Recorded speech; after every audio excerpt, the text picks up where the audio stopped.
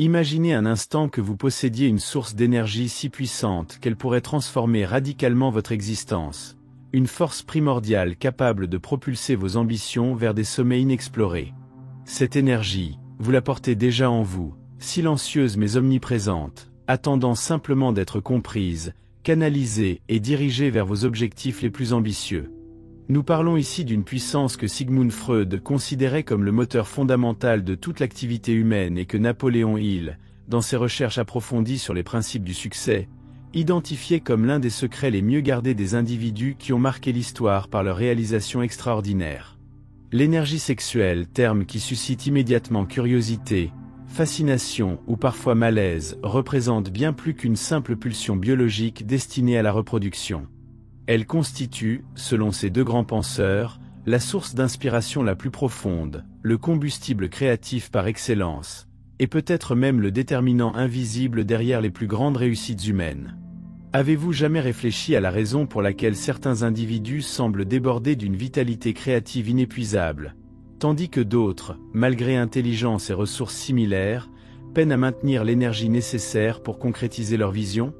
La réponse pourrait bien résider dans la compréhension et la maîtrise de cette force primordiale. Ce que vous découvrirez aujourd'hui transcende largement les approches conventionnelles du développement personnel. Nous explorons ensemble comment l'intégration consciente de cette énergie vitale peut non seulement transformer votre productivité et votre créativité, mais également infuser chaque aspect de votre existence d'une intensité nouvelle. Les principes que nous allons aborder, issus des observations cliniques de Freud et des recherches empiriques menées par Napoléon Hill auprès des personnalités les plus influentes de son époque, offrent une perspective révolutionnaire sur le potentiel humain, une perspective que la majorité des individus n'auront jamais l'occasion d'explorer. Préparez-vous à questionner certaines de vos convictions les plus ancrées concernant la nature de la motivation, de l'inspiration et du désir.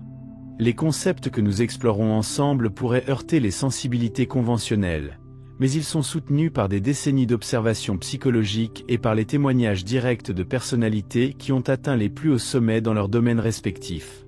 Si vous ressentez actuellement une résistance intérieure à l'idée même d'explorer ce sujet, demandez-vous sincèrement si cette réticence ne serait pas précisément l'indicateur que vous approchez d'une vérité transformatrice. Car voici peut-être la réalité la plus fascinante. Les individus qui ont véritablement transformé leur existence et marqué le monde de leur empreinte ont presque tous, consciemment ou non, maîtrisé l'art de transmuter cette énergie fondamentale en carburant pour leurs ambitions. Cette connexion, entre notre force vitale la plus instinctive et notre capacité à manifester l'extraordinaire, constitue le pont invisible entre nos aspirations les plus élevées et leur matérialisation dans le monde tangible. Et aujourd'hui, je vais vous révéler comment construire ce pont dans votre propre vie. L'histoire de la compréhension de l'énergie sexuelle comme force motrice du développement humain trouve ses racines dans les travaux révolutionnaires de Sigmund Freud au tournant du XXe siècle. En postulant l'existence de la libido, cette énergie psychique d'origine sexuelle qui, selon lui, anime toutes nos actions et pensées, Freud a bouleversé la conception que l'humanité avait d'elle-même. Pour lui, cette énergie ne se limitait pas à la dimension physique de la sexualité, mais s'étendait à toutes les formes de plaisir, de création et d'accomplissement. Cette conception, si controversée à son époque, trouvait un écho inattendu dans les recherches menées par Napoléon Hill plusieurs décennies plus tard, lorsqu'il s'entretenait avec les esprits les plus brillants de son temps pour identifier les principes universels du succès. Dans son œuvre magistrale Réfléchissez et devenez riche, Napoléon Hill consacre un chapitre entier à ce qu'il appelle la transmutation de l'énergie sexuelle. Ces entretiens approfondis avec des centaines d'individus ayant atteint un succès extraordinaire l'ont conduit à une conclusion stupéfiante. La plupart des grands accomplissements humains, qu'ils soient artistiques, scientifiques ou entrepreneuriaux, sont intimement liés à la capacité de leurs auteurs à canaliser leur énergie sexuelle vers des objectifs créatifs et productifs. Il observait que les personnes manifestant un magnétisme personnel puissant, cette qualité indéfinissable qui attire naturellement les autres et leur confère une influence considérable, étaient généralement celles qui avaient appris, consciemment ou non, à maîtriser et rediriger cette force vitale. Ce que Freud et Napoléon Hill ont découvert, chacun à travers leur prisme d'analyse respectif, c'est que l'énergie sexuelle représente bien plus qu'une simple pulsion biologique. Elle constitue la forme la plus concentrée d'énergie créatrice accessible à l'être humain. Lorsque cette énergie n'est pas simplement exprimée dans sa dimension physique mais consciemment canalisée vers des objectifs intellectuels, artistiques ou professionnels, elle devient un carburant d'une puissance inégalée pour l'imagination, la détermination et l'action persévérante. Cette compréhension explique pourquoi certaines périodes de grande créativité ou de productivité exceptionnelle coïncident souvent avec des moments de forte charge émotionnelle ou d'attraction intense dans nos vies. La notion de sublimation, concept central dans la psychanalyse freudienne, offre une clé fondamentale pour comprendre ce processus. Freud définissait la sublimation comme le mécanisme psychique par lequel l'énergie libidinale est détournée de ses objectifs sexuels directs vers des activités culturellement valorisées comme l'art, la science ou l'entrepreneuriat. Napoléon Hill, sans utiliser cette terminologie spécifique, décrivait essentiellement le même phénomène lorsqu'il évoquait la transmutation de l'énergie sexuelle. Cette capacité à transformer une énergie brute, instinctive, en force créatrice et productive représente peut-être l'une des compétences les plus précieuses que puisse développer un individu aspirant à l'excellence. Car voici une vérité que l'histoire confirme invariablement, derrière chaque accomplissement extraordinaire se cache souvent une passion extraordinaire.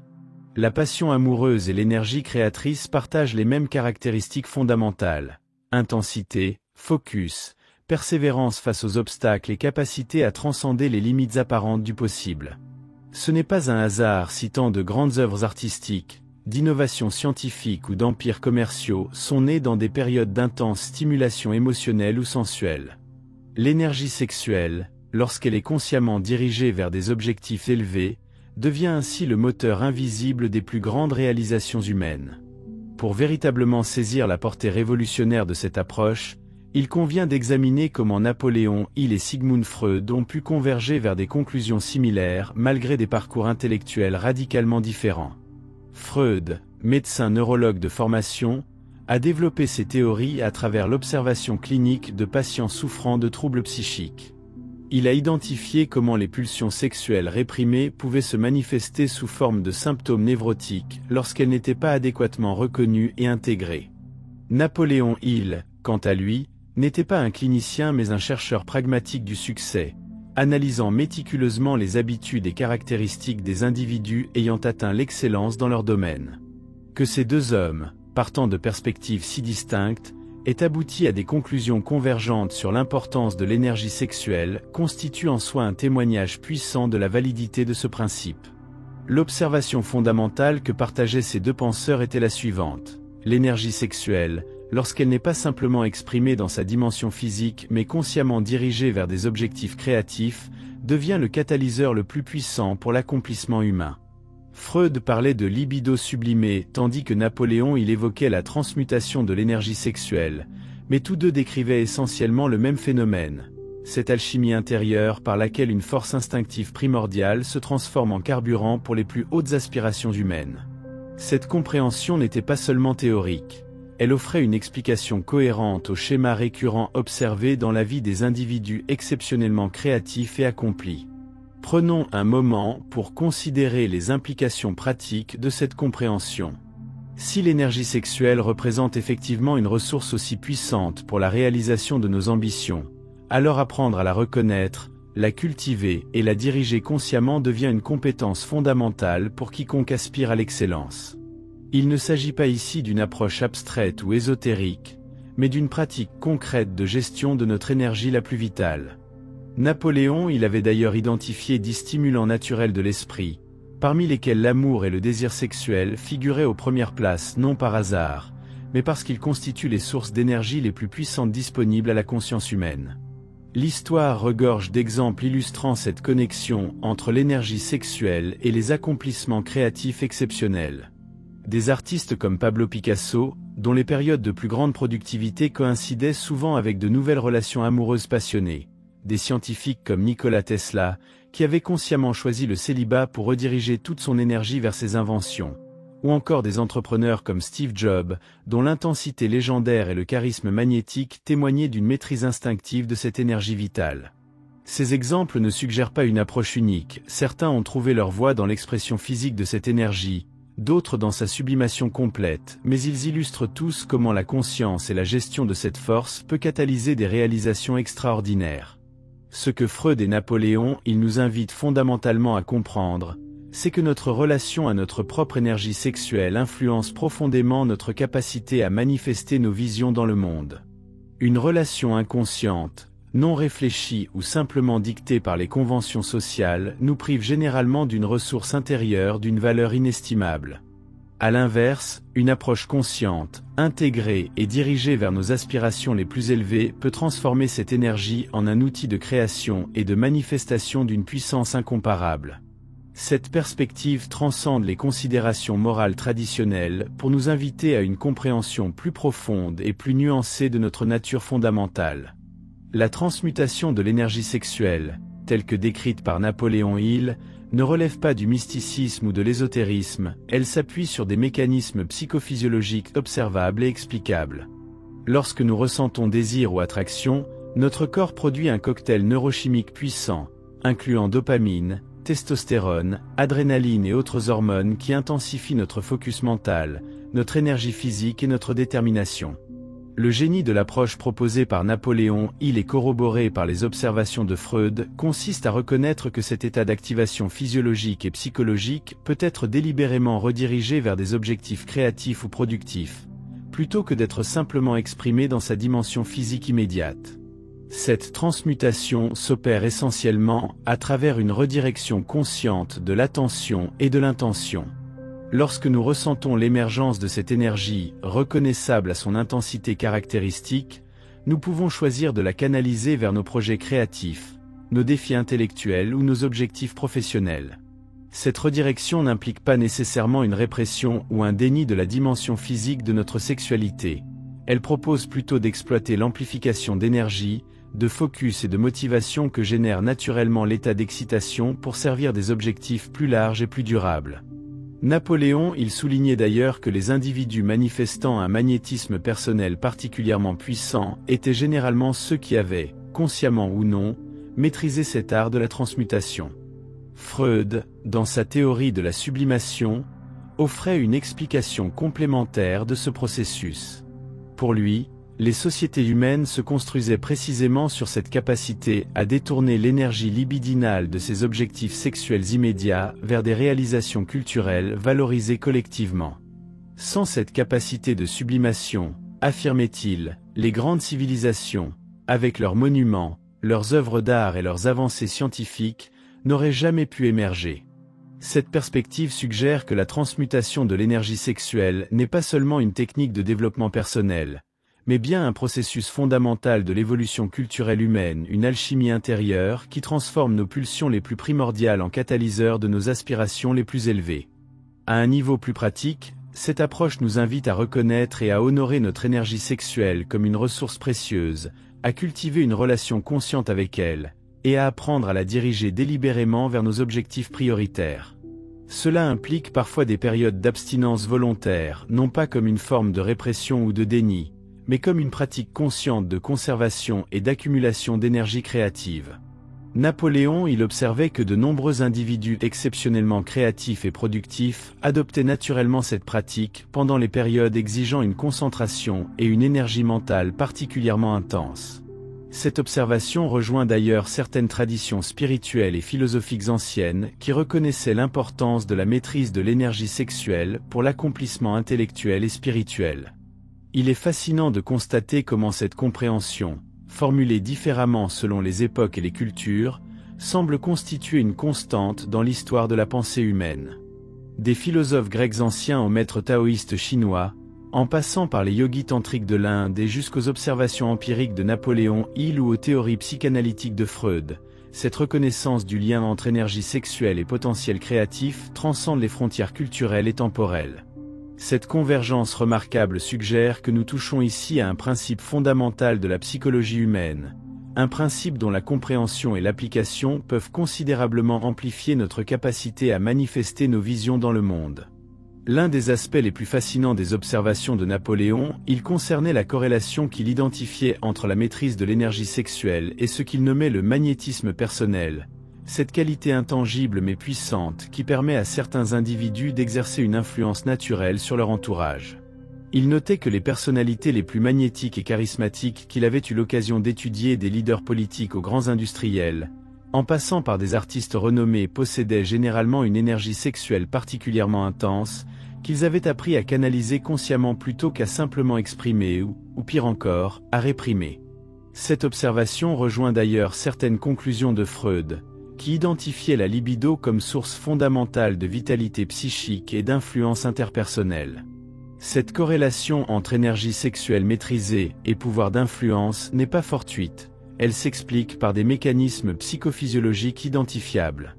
Lorsque nous apprenons à contenir et à diriger notre énergie sexuelle plutôt qu'à la dissiper impulsivement, nous développons naturellement une présence plus intense, une concentration plus soutenue et une confiance plus profonde. Ces qualités se manifestent subtilement mais puissamment dans notre langage corporel, notre ton de voix, notre regard et notre capacité d'attention, autant d'éléments qui influencent directement la façon dont les autres nous perçoivent et réagissent à notre présence. Napoléon, il avait observé que cette qualité de présence magnétique constituait souvent un facteur déterminant dans la trajectoire des individus exceptionnellement accomplis qu'il avait étudiés. Freud, à travers sa théorie de la sublimation, offrait une explication complémentaire à ce phénomène. Pour lui, l'énergie libidinale non exprimée directement ne disparaît pas, elle cherche d'autres canaux d'expression, et lorsqu'elle est consciemment dirigée vers des objectifs créatifs ou intellectuels, elle intensifie naturellement nos capacités dans ces domaines. Cette perspective explique pourquoi certaines périodes d'abstinence volontaire peuvent coïncider avec des explosions de créativité ou de productivité exceptionnelles. L'énergie conservée cherche et trouve d'autres voies d'expression, souvent plus alignées avec nos aspirations profondes que ne l'aurait été sa simple expression physique immédiate. Il convient toutefois de souligner que ni Freud ni Napoléon, ils n'avocataient pour une répression ou un déni de notre nature sexuelle, bien au contraire. Tous deux reconnaissaient la sexualité comme une force vitale fondamentale et saine, dont l'expression naturelle constitue un aspect important d'une vie équilibrée. La nuance cruciale qu'il apportait concernait la conscience et l'intentionnalité avec lesquelles nous gérons cette énergie. La transmutation ou la sublimation ne relève pas de la répression, elle représente plutôt une forme supérieure d'expression, par laquelle notre énergie vitale la plus fondamentale est consciemment alignée avec nos aspirations les plus élevées. Cette compréhension nous invite à développer une relation plus consciente et plus nuancée avec notre propre énergie sexuelle. Plutôt que de la percevoir uniquement à travers le prisme réducteur de son expression physique immédiate, ou à l'inverse, à travers le filtre limitant d'interdits moraux ou religieux, nous sommes invités à la reconnaître comme une ressource précieuse, une force créatrice puissante qui peut être délibérément canalisée vers la manifestation de nos visions les plus ambitieuses. Cette approche transcende les polarités traditionnelles d'indulgence ou de répression pour ouvrir la voie à une intégration consciente de cette énergie primordiale dans notre quête d'accomplissement et d'épanouissement. L'application pratique des principes de transmutation de l'énergie sexuelle dans notre vie quotidienne commence par une prise de conscience fondamentale. Cette énergie constitue une ressource limitée et précieuse, dont l'allocation consciente peut déterminer significativement notre capacité à réaliser nos ambitions. Napoléon, il soulignait que les individus les plus accomplis qu'il avait étudiés semblaient posséder une compréhension intuitive de ce principe, qu'ils appliquaient souvent sans même le formaliser conceptuellement. Ils avaient développé l'habitude de canaliser leur énergie vitale vers leurs objectifs prioritaires, plutôt que de la disperser dans des activités ou des préoccupations secondaires. Cette approche nous invite à examiner attentivement nos habitudes quotidiennes sous l'angle de leur impact sur notre énergie sexuelle. Certains comportements, comme la consommation excessive de stimulants, l'exposition prolongée à des contenus à caractère sexuel sans intention créative, ou même certaines formes d'interaction sociale superficielle, peuvent drainer cette énergie précieuse sans offrir de bénéfices substantiels en retour. À l'inverse, des pratiques comme la méditation, l'exercice physique régulier, une alimentation équilibrée, et surtout, un engagement profond dans des projets alignés avec nos valeurs et aspirations authentiques, peuvent contribuer à cultiver et à préserver cette ressource vitale pour des utilisations plus significatives et plus épanouissantes. La cultivation délibérée de notre énergie sexuelle ne signifie pas nécessairement l'abstinence totale ou la répression des approches qui, selon Freud lui-même, peuvent générer des tensions psychiques contre-productives.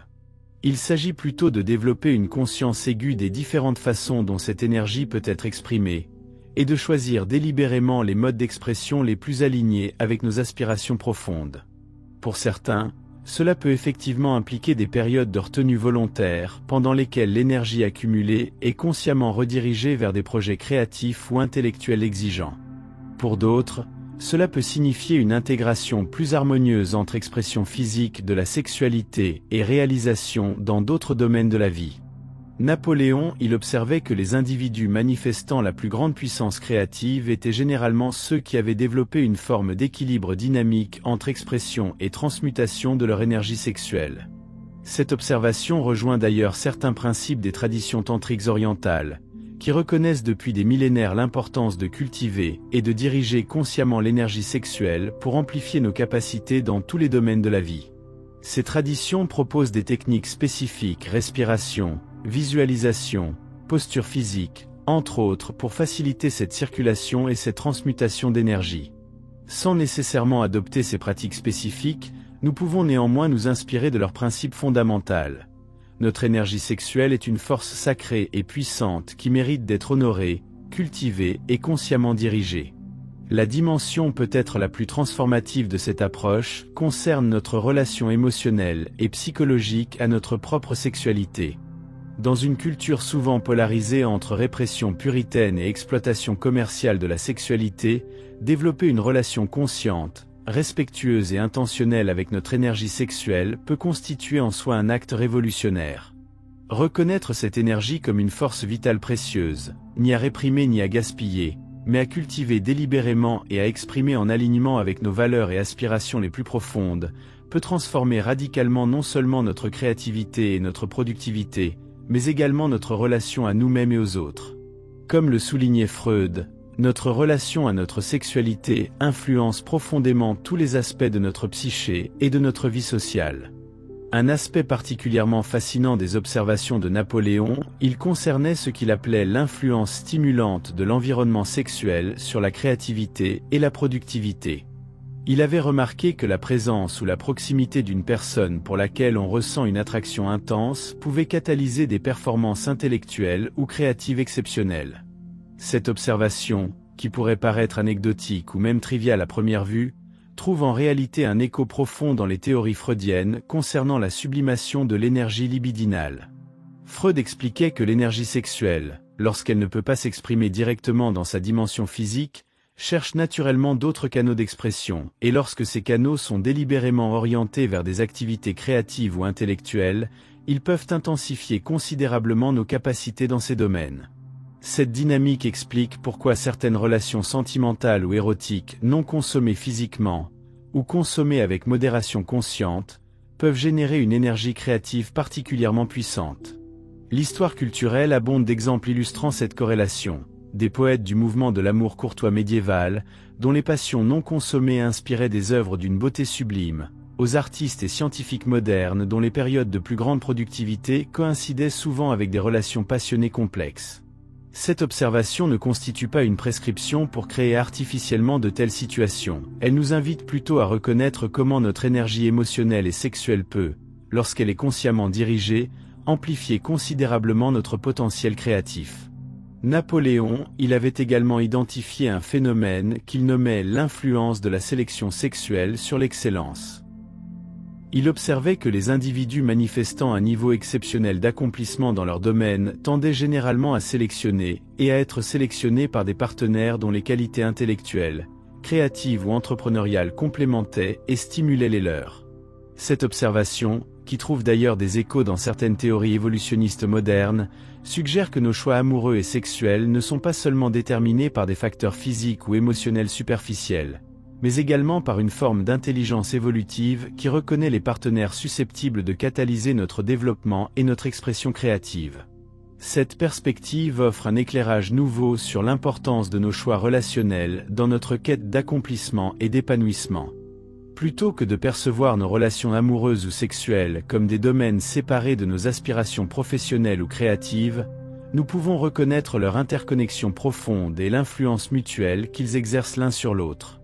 Un partenaire qui comprend, respecte et soutient activement notre mission de vie peut non seulement enrichir notre existence émotionnellement, mais également amplifier considérablement notre potentiel créatif et notre capacité à manifester nos visions dans le monde. Inversement, un partenaire dont les valeurs, les aspirations ou le niveau d'énergie sont mal alignés avec les nôtres peut inconsciemment drainer notre vitalité créative ou diluer notre concentration et notre détermination. Il convient toutefois de souligner que cette perspective ne doit pas être interprétée comme une invitation à instrumentaliser nos relations ou à réduire nos partenaires à leur utilité potentielle dans notre parcours personnel. Il s'agit plutôt de reconnaître que les relations authentiques, basées sur un respect mutuel, une attraction sincère et des valeurs partagées, tendent naturellement à amplifier le potentiel créatif des partenaires impliqués. Comme le soulignait Napoléon Hill, la relation amoureuse ou sexuelle la plus puissante et la plus épanouissante est celle qui combine harmonieusement l'attraction physique, la connexion émotionnelle et la stimulation intellectuelle ou spirituelle, une synergie qui nourrit simultanément notre être dans toutes ses dimensions et catalyse notre expression créative la plus authentique. L'intégration véritable des principes de transmutation de l'énergie sexuelle dans notre vie ne peut se réaliser pleinement sans une transformation profonde de notre relation à nous-mêmes et à notre propre corps. Les enseignements combinés de Freud et de Napoléon, ils nous invitent à transcender la dichotomie traditionnelle entre répression et indulgence pour développer une approche plus nuancée, plus consciente et ultimement plus épanouissante de notre énergie vitale. Cette transformation commence par la reconnaissance que notre corps n'est pas un simple véhicule mécanique ou un obstacle à transcender, mais bien le temple vivant de notre conscience et le réceptacle de notre force créatrice la plus puissante. Cette perspective nous invite à cultiver une relation de respect et d'écoute attentive avec notre corps et ses énergies. Plutôt que de nous efforcer de contrôler ou de réprimer nos pulsions sexuelles, approche qui, comme le soulignait Freud, peut générer des tensions psychiques potentiellement destructrices, nous sommes invités à développer une conscience aiguë de ces énergies et à apprendre à les diriger consciemment vers nos objectifs les plus élevés. Cette approche ne relève pas de la simple discipline mentale ou du contrôle forcé. Elle implique plutôt une forme d'intelligence corporelle et émotionnelle par laquelle nous apprenons progressivement à ressentir, à honorer et à canaliser nos énergies les plus vitales. Napoléon, il soulignait que cette capacité à transmuter l'énergie sexuelle constituait peut-être la compétence la plus précieuse que puisse développer un individu aspirant à l'excellence dans son domaine. Il observait que les personnalités les plus accomplies qu'il avait étudiées possédaient généralement une énergie sexuelle particulièrement puissante, qu'elles avaient appris, consciemment ou intuitivement, à canaliser vers leurs objectifs créatifs ou professionnels. Cette observation ne devrait pas être interprétée comme une invitation à la répression ou au déni de notre sexualité naturelle, mais plutôt comme une reconnaissance de l'extraordinaire potentiel créatif que recèle cette énergie lorsqu'elle est consciemment dirigée plutôt que simplement exprimée ou pire encore, refoulée.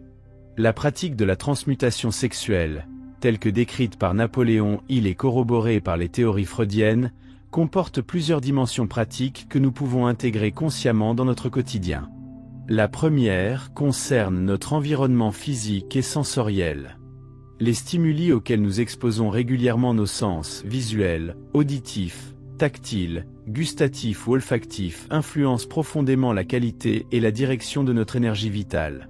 Un environnement saturé de stimulation sexuelle superficielle tend à disperser et à fragmenter cette énergie, tandis qu'un environnement consciemment cultivé pour nourrir nos aspirations les plus élevées peut faciliter sa concentration et sa canalisation vers nos objectifs prioritaires.